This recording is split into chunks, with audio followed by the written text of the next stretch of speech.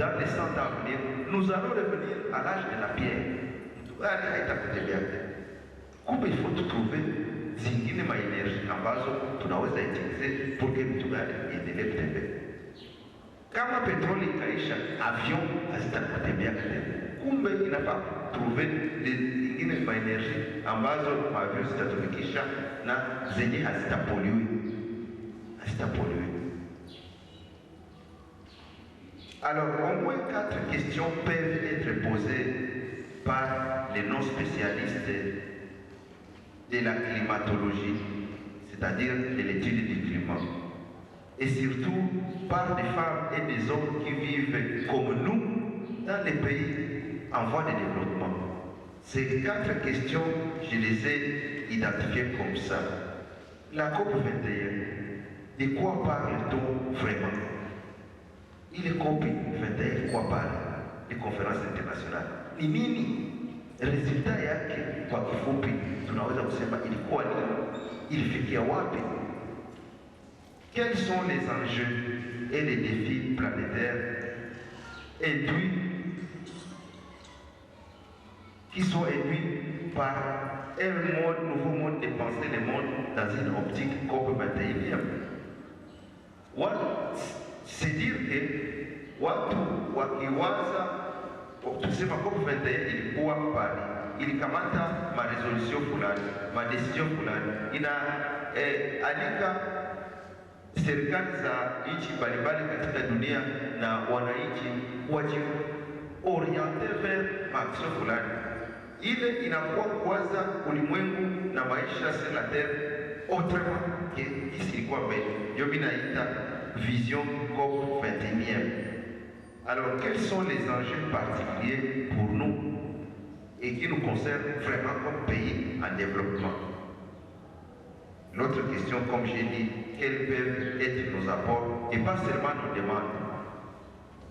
Tu n'as pas le choix pour te placer comme des pays, des populations qui doivent aspirer à l'indépendance et à l'autonomie. Mon développement, kwa miaka iliyopita, sur les 100 ans de développement, walizoesha watu tu mabichi za kwetu kwa wanateka mkono. Donnez-nous le développement. Nous, tukisahau kama na bali watu walisahau kama nous aussi nous pouvons produire le développement et nous devons produire le développement. Nous devons contribuer à produire notre développement. Tu n'as pas le choix. Nasi kujikaza kucontribuer maendeleo yetu. C'est pourquoi hii vitu ya changement climatique tunapaswa kujiuliza serikali zetu, communauté zetu, sisi kama wasitwaye, kama vijana tunaweza kufanya nini, kuleta nini pour que nasi tu contribue pour lutter contre le changement climatique, parce que ça nous concerne. Ça nous concerne. Sasa unasikia unaenda vijiji kwenye kulikuwa kunatoka ndizi kubwa, mchele, maharagi, watu wanasema huku mashamba arachiere ya jire ecyane kikuru kibakiri miezi 3 nari amango cyane cyane miezi 1 kumbe abantu barakiye ishati yarwira. C'est autour donc de ces questions que mon propos très liminaire, donc vraiment très brouillon, je ne dis pas que ce que je vais dire c'est très solide, c'est très assez. C'est un brouillon, mais je préférais venir discuter ces brouillons avec vous. Et c'est autour de ces 4 questions donc que cela va porter, mon propos va porter. Alors, la première question, COP21, de quoi parle-t-on? La COP21, quoi qu'il faut, on peut dire que cette conférence dite COP21 a finalisé les négociations du traité international pour la lutte contre les changements climatiques pour l'après 2020. 2020, pourquoi? c'était la date qui marque la fin de la seconde période du protocole de Kyoto, qui a été signé, vous l'entendez bien, à Kyoto au Japon, et qui était entré en application en 2005 et qui a été prolongé pour une période de 8 ans en 2012 et qui formalisait les engagements des États industrialisés actuels en matière de réduction des émissions de gaz à effet de serre. Il faut dire que le protocole de Kyoto n'a jamais été appliqué. Parce qu'à l'époque, comme il le dit, il y a des pays industrialisés qui disaient que le changement climatique, c'est une invention des climatologues fous. Les gens qui veulent faire peur au monde. C'est une invention des gens qui n'aiment pas le capitalisme. Voilà, ou à la rigueur, ce sont des gens ennemis des États-Unis qui veulent réduire sa puissance industrielle. Changement climatique est bon. Mais avec les propres scientifiques, les propres universités, il va avoir un changement climatique, il n'a pas réalité. Qu'est-ce qui a convaincu les États-Unis? Wakaonyesha kama manyama zilikuwa kwao ili ya 1000 ans zinakuwa masamaki zenye haziko za Afrika zinakuwa hazishakuwa ndio manyoka zenye ziko confine au maboa zishapanda mu océan zinafanaza zimeatrape ziko bio iko na peshe ana yote boa iko plage crocodile na crocodile. Crocodile, c'est un animal tropical. Donc, température, même maï, océan, il ishakuwa chaud, na permettre que crocodile inaweza toka mfleme Kongo na toka Matani. Yo ile inakreatia pa kwa Baltimore inazaa zile manyoka zile za wakozi zinawekwa pa na tukabulu zile masamaki zenye hazikwe kwao zinakuya kule kazi zinafika kule zinaanza kula kule masamaki wa kwao wenyewe unazoea bali au unazoea changement climatique manenge zenye zinakuwa tu banaanza ziona kwao et vice versa huku kwa manenge zenye hazikuwa huko huko mandege zenye hazikuwa zinaanza kuonekana. Alors maintenant après wakati wale wa scientifique wa climatologue wa biologiste wanaonesha kama ile la terre se réchauffe vraiment et que ni ile maénergie fossile ya chibio na magazi ndio zinaleta ile et que zitaisha les pays industrialisés nabo wanasema sasa itakuwaje? Alors tupiganishe changement climatique. C'est une réalité. Watu wenyewe wanashi kama mko na makakena badakuza mango Chile changement climatique inakuwa ya ajabu que même l'air à respirer ma ville zimoya inakuwa très rare. Chile watu wanatembea kama mingi kwa periode na mamaski saba ba extraterrestre. Huko benyewe kati yenu bashenda shiki mwanzo. Unasikia mwanzo watu wanasema iko fasi nzuri wende hapo lakini utakuwa bana maski. Mwanzo erjimamuri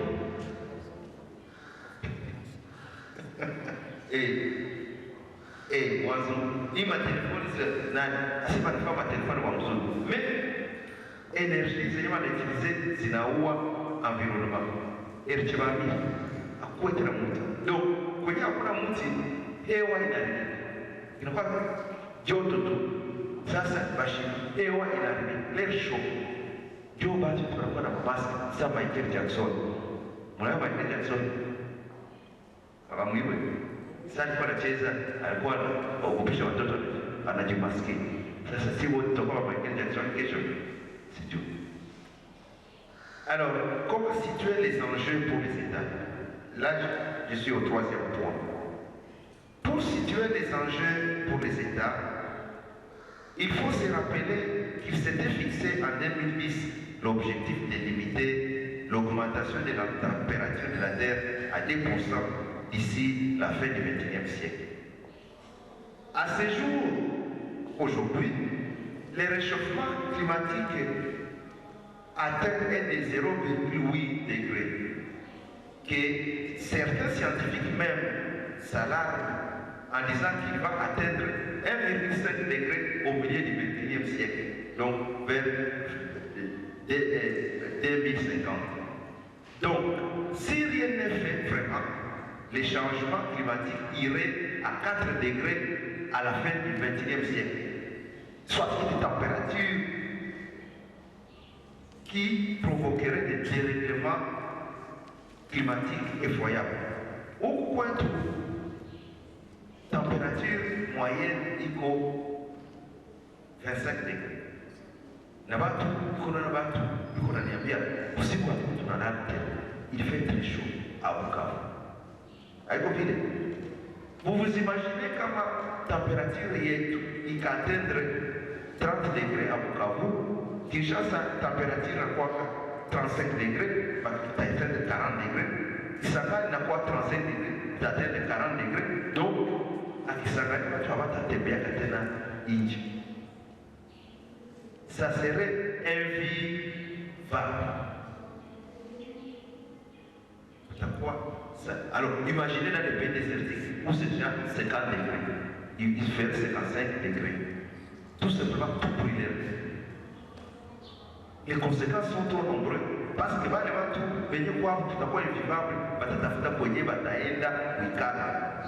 on connaîtrait des migrations internationales en cours.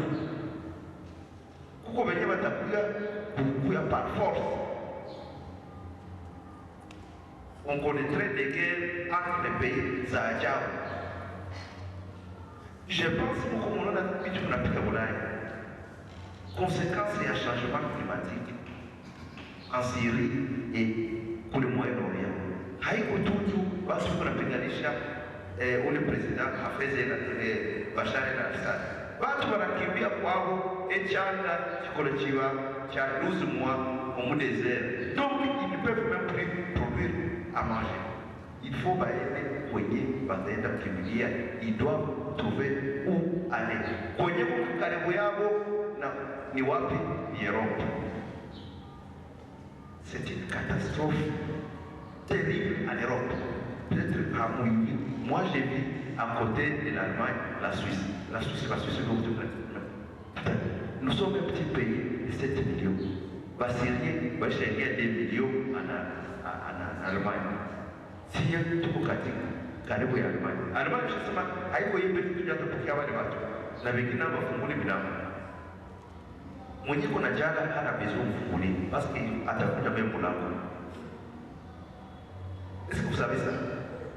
Mwenye kuna kimbia changement climatique hana besoin ya kuomba autorisation ya État kunyata kibili. Na watu ya baba. Na huku kwetu je vous mets en garde. Pas de barrage, nous qui a poussé ma chambre pour ma grande concession. Demain, ils peuvent nous faire la guerre pour qu'il va faire beaucoup. Ils peuvent nous chasser. Nous avons connu des guerres ici il y a 10 ans, dû au changement climatique dans les pays voisins. Il faut battre quelque part.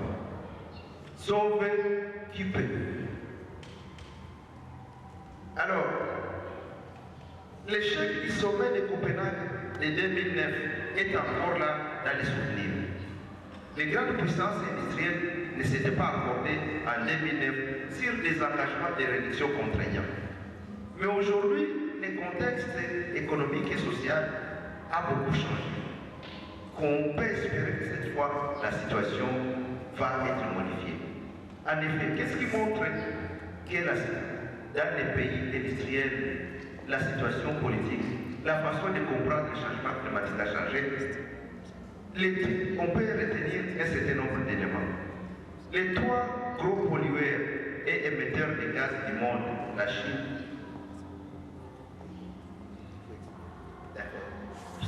les 3 émetteurs de gaz à effet de serre dans le monde, la Chine, les USA, l'Union européenne, se sont résolus cette fois pour arriver à un nouvel accord.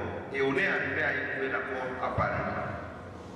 Des problèmes comme la dégradation de la qualité de l'air en Chine, j'en ai parlé, ou encore la conviction que les technologies vertes ont un potentiel de croissance pour leurs économies, a été aussi constaté. Les Chinois et les autres, je vais insister sur ce point, disent bon, le pétrole, le charbon, ils combattent, mais tout a remplacé la ligne. N'a tout remplacé. Est-ce que la technologie énergétique, ça vous fait de Kamata?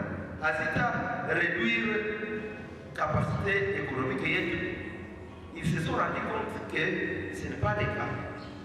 Et que même ça peut donner lieu à une nouvelle économie dite durable. Je donne un exemple. L'économie des panneaux solaires. La Chine est devenue le plus grand producteur et consommateur mondial de panneaux solaires et qui les exporte partout. Ça, minaenda ou industriel, minazaona ou panneaux solaires pour la participation. Il est Chine. Chine iko na fournir mapano solaire à toute l'Union européenne. Les mapano solaire sina remplacer pétrole. Kumbe d'ailleurs nayo hazisha. Nijua tukisha waka ina chauffer ile batterie ina accumuler na mwangaza iko. Kumbe ni économie ya mpya. Et j'insiste que c'est une nouvelle économie de Paris qui est quand même déjà décriée par certains. Tu veux dire, d'accord, il est ma résultat à Paris. Parce que c'est un accord à minimum. Au lieu de un objectif très grand qui peut nous aider à résoudre les problèmes dans les 20 ans, mais le un objectif pour une démarche qui va nous demander 50 ans. Alors on se dit, qui dit que dans 50 ans, les problèmes ne seront pas plus graves? Donc je disais que cet accord était déjà décrié par certains qui pensent qu'il n'a plus que des attentes minimales. Mais le problème n'est pas là. Le problème, c'est que dans l'avenir, on puisse tenir compte réellement des responsabilités, des situations et des capacités respectives de chaque État. Pourquoi? Parce que les potentiels ou la capacité pour réduire vraiment pour chaque pays et les changements climatiques à ce niveau, ça dépend de la structure de son économie, de ce qu'il produit vraiment. Ainsi, par exemple, je donne le cas de la RDC. Malgré les engagements pris par la RDC de rester un poumon écologique mondial avec sa deuxième forêt du monde, nous ne pourrons pas remplir nos engagements de Congolais si par exemple hakuna électrification dans ma vie. Le Congo ndio iko na pori ya pili ya mkuu wa dunia. Pori ya kwanza ni Amazoni, Brazil. Engagement zenye Congo ilisema tutakontribue pour lutter contre le changement climatique en restant le poumon, le deuxième poumon mondial. Parce que miti yetu itapurifia hewa ya dunia et que les gaz à effet de serre n'auront pas beaucoup d'influence. Ok, sauf que pour que miti ikuwe mingi isikuwe ina katiwa au ikikatiwa ikuwe remplace. Mti unakata leo ukipanda hii italomba giza mpoke ifike pale. Maana yake itakuwa vigumu. Ekonomi yetu watu kupiga chakula leo mavili za Kongo ni makala makumi makali. Kumbe tunateketeza miti. Il y a 20 ans, avant que j'aille en Europe, il y a 25 ans, Bukavu ilikuwa rempli na miti. Unaloza na mrugofu. Bukavu. Nyoka inaenda kuingia mdogo na mti utaenda nayo. Mimi nasema Mungu. Ese mimi nasema Mungu. Mwangalie kwa barabara hakuna tena miti. Sema tena jua wanaanza kupanda tena miti kwa barabara Bukavu. Jua inaweza kupiga Bukavu huko kwa barabara, lakini unakosa mti yenyewe utaikala hapo chini.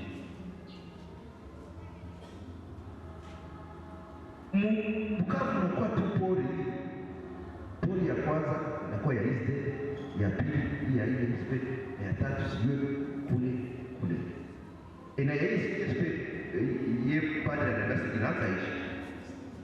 Na East kuna basi ile Bukavu kuna tena pori. Notre air donc est pollué déjà à Bukavu. Sababu hatuna tena miti. Donc, je disais, les Congo ne peut remplir ses engagements tant que ce pays restera sous-développé avec l'absence totale. Nasi tu créer maïs parce que Béguina on a créé, nasi tu peux transformer ma potager en pétrole pour que par tout ce que tu nous as pétrole comme on a continué de faire. Un autre élément.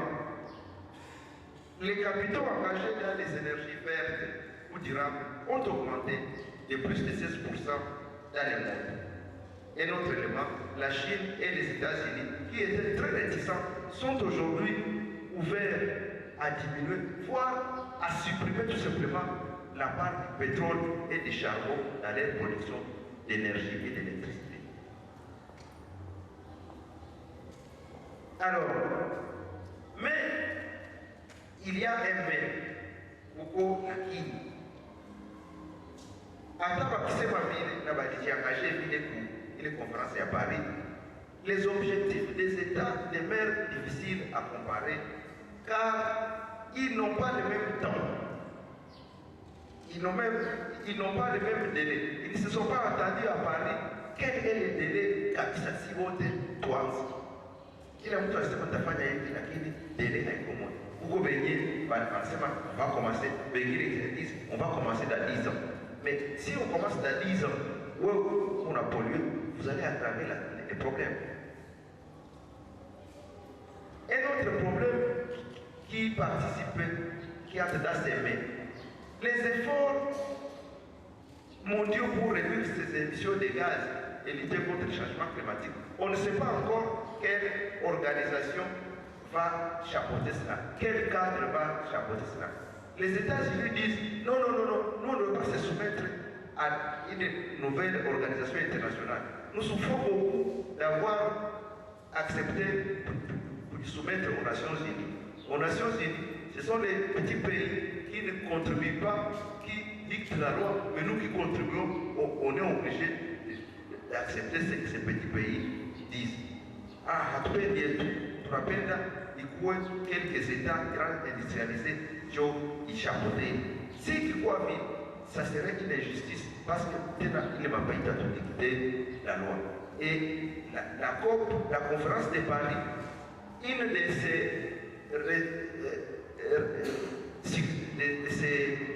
on peut appeler ces résultats positifs, c'est d'avoir tout fait pour que les positions américaines ici, prises comme dominantes, va s'y accepter. Parce que la Chine et les Américains, qui sont des ennemis, ils s'étaient entendus. Tu vois, la Chine et les États-Unis, si je dois contrôler, il est ma effort de lutte contre le changement climatique. Donc, ça serait un problème. On n'a pas aussi organisé vraiment une discussion sur les moyens de mise en œuvre des politiques de lutte contre le changement climatique.